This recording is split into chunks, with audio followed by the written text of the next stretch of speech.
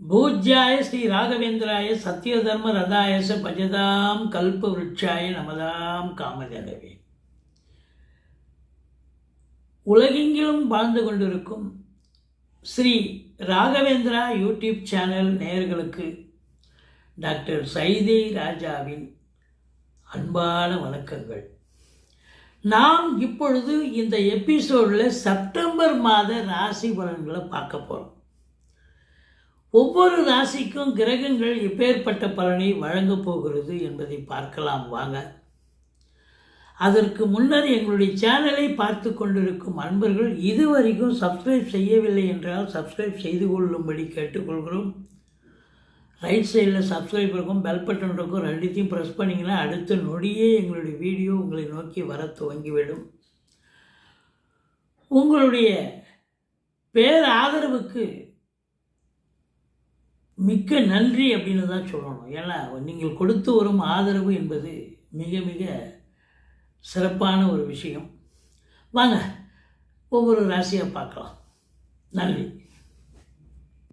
விருச்சிக ராசி அன்பர்களுக்கு வணக்கம். விருச்சிக ராசி காலபுருஷனுக்கு 8வது ராசி. செவ்வாய் பகவான் ஆட்சி பெறும். முதல் ஒரு வாரம் கன்னியில் 11ஆம் இடத்துல இருக்கார். 11ஆம் இடம் நல்ல இடமாக இருந்தாலும் சனி பார்வையில் தான் இருக்கார். கன்னி செவ்வாய் கடனும் வந்துன்னு சொல்லுவாங்க. அதுக்கப்புறம் 12ஆம் இடத்துக்கு வந்துடுறார்.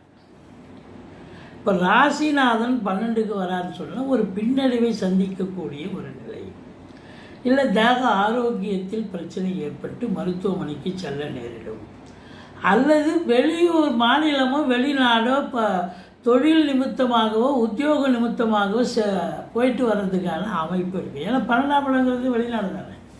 ஸோ இப்படி இந்த நிகழ்வுகள் ஏதாவது ஒன்று நிச்சயமாக நடக்கும் அப்படின்னு சொல்லணும்.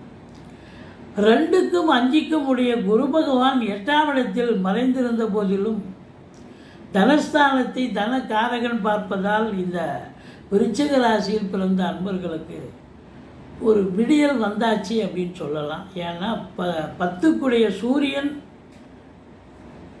முதல் 15 நாள் அங்கே ஆட்சி பீடத்தில் இருக்கார். அதுக்கப்புறம் அடுத்த 15 நாள் செப்டம்பர் 16ஆம் தேதிக்கு பிறகு 11ஆம் இடத்துக்கு வந்தார்.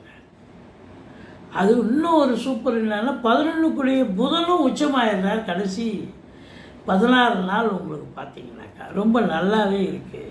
ஸோ அப்போ இந்த விருச்சிக ராசி அன்பர்களுக்கு ஒரு விடியல் வந்தாச்சு. நிச்சயமாக இந்த ஆவணி மாதத்துலேருந்து உங்களுக்கு ஒரு அற்புதங்கள் நடக்க போகிறது அப்படின்னு நம்ம சொல்லிகிட்ருக்கோம்.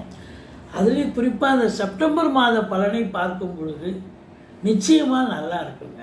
நல்லா சாதிக்க போகிறீங்க. தொழில் நிமித்தமாக எந்த ஒரு நீங்கள் ரொம்ப சின்சியராக வேலை பார்த்து நல்ல ஒரு வருமானத்தை பார்க்கக்கூடிய ஒரு நிலை, உத்தியோகம் பார்க்குற இடத்துல எந்த ஒரு பிரச்சனையும் இல்லாமல் ரொம்ப சக ஊழியர்கள் மேலதிகாரிகள் பாராட்டும் வண்ணம் வேலை பார்ப்பீங்க. ரெகக்னேஷன் கிடைக்கும் அப்படின்னு சொல்லணும். குடும்பத்தில் சுப நிகழ்ச்சிகள் இது வரைக்கும் நடத்துவதற்கான முயற்சி எடுப்பீங்க. அது கண்டிப்பாக பலிதமாகும், சக்ஸஸ் ஆகும். வெளியார் சுப நிகழ்ச்சிகளுக்கு சென்று விட்டு வர முடியும். 4ஆம் இடத்தில் ராகு இருந்து குரு பார்க்கறதால பிள்ளைகளை வெளிநாடு அனுப்பி கல்விக்கு படிக்க வைக்கக்கூடிய ஒரு சூழல் இருக்கும். ஒரு சிலர் வீடு வாங்க, மனம் வாங்க, தோட்டம் துறவு வாங்க முற்படுவீர்கள். அது சக்ஸஸ் ஆகும். ஆனால் கொஞ்சம் அகல காலம் வைக்காதீங்க.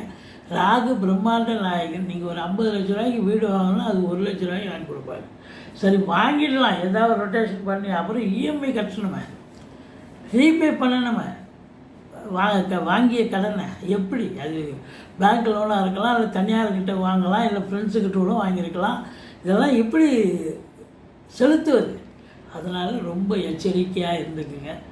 கால்குலேட்டியாக நீங்கள் தடாரடியாக எதையும் தடாரடியாக திங்க் பண்ணாமல் செயலில் இறங்கிடுவீங்க. கொஞ்சம் எச்சரிக்கையோடு தான் இருக்கணும். மற்றபடி 5ல் சனி வக்ரமாக இருக்கிறதால பூர்வீகத்தில் ஏதாவது பிரச்சனைகள் வரலாம். எச்சரிக்கையோடு இருந்து கொள்ளுங்கள். மற்றபடி 2ஆம் இடத்தை குரு பார்க்குறது குடும்பத்தில் அமைதி, நிம்மதி, சந்தோஷம், குதூகலம் அப்படின்னு சொன்னோம். நல்ல பணவரவு இருக்கும். உங்கள் சொல்லுக்கும் செயலுக்கும் மதிப்பு மரியாதை இருக்கும். அதாவது வாக்கினை தொழிலாக கொண்டு செயல்படக்கூடிய விருச்சிக ராசி அன்பர்கள், ஆசிரியர்கள், பேராசிரியர்கள், சொற்பொழிவாளர்கள், வழக்கறிஞர்கள், ஜோதிடர்கள் இது போல் சொல்லிக்கிட்டே இருக்கலாம். இவங்கெல்லாம் பார்த்தீங்கன்னா இவங்களுடைய திறமையை அதாவது சமூகத்துக்கு வெளியில் கொண்டு வரக்கூடிய ஒரு அமைப்பு ஏற்படும். அது மற்றவர்களுடைய ரெகக்னேஷன், பாராட்டுதல் கிடைக்கும், கண்டிப்பாக கிடைக்கக்கூடிய தருணம் இது அப்படின்னு சொல்லலாம். ஆனாலும் 7ஆம் இடத்தை சனி பார்ப்பதால் கணவன் மனைவி இடையே கருத்து வேறுபாடு வரும். நண்பர்கள்கிட்டையும் கொஞ்சம்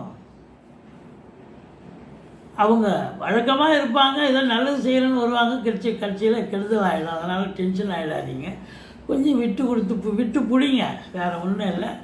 மற்றபடி கூட்டு தொழில் செய்கிற இடத்துலையும் அப்படி தான், கொஞ்சம் டென்ஷன் ஆகிடும். இல்லை அவங்க தொழில் பண்ணுற இடம், அதனால் ஒருத்தருக்கு மனம் விட்டு பேசி கருத்து பரிமாறி இதை செய்யலாங்க அதை செய்யலாங்க அப்படின்னு ஒரு ஜென்டில்மேன் அக்ரிமெண்ட் மாதிரி இருந்தால் தான் கூட்டு தொழில் சிறப்பாக இருக்கும். தான் தோண்டித்தனமாக நான் நினச்சதை செய்கிறேன், நீங்கள் நினச்சதை செய்யுங்கன்னாக்கா அது தொழிலுக்கே ஒரு உகந்ததான ஒரு விஷயம் இல்லை.